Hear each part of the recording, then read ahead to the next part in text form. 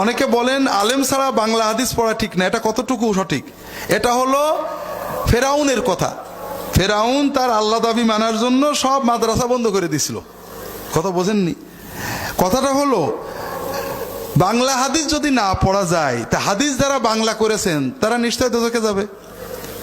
হাদিস বাংলা করেছেন শাইখুল হাদিস আজিজুল হক সাহেব, জানেন না?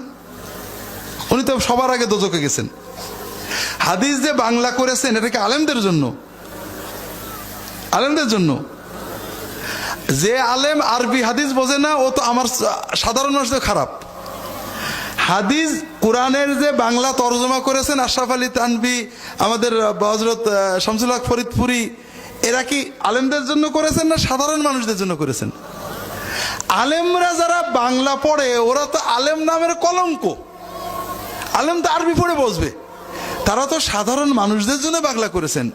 আলেম ছাড়া তাহলে তো মসলার বই পড়া যাবে না, কারণ আলেম নাহলে ফতোয়া দেওয়া যায় না। ফতোয়া দেওয়া একটা জিনিস আর ফতোয়ার বই পড়ার একটা জিনিস। তফসির লেখা একটা জিনিস, তফসির পড়া আর একটা জিনিস। হাদিসের ব্যাখ্যা করা একটা জিনিস, হাদিস পড়া একটা জিনিস। আপনারা অবশ্যই অবশ্যই নবীর কথা পড়বেন, তবে মুফতি হবেন না। নবীর কথা পড়ে হাদিস পড়ে যে মনে যেটা আসবে আলেমদের কাছ থেকে বুঝে নেবেন। কথা কি বুঝতে পেরেছেন?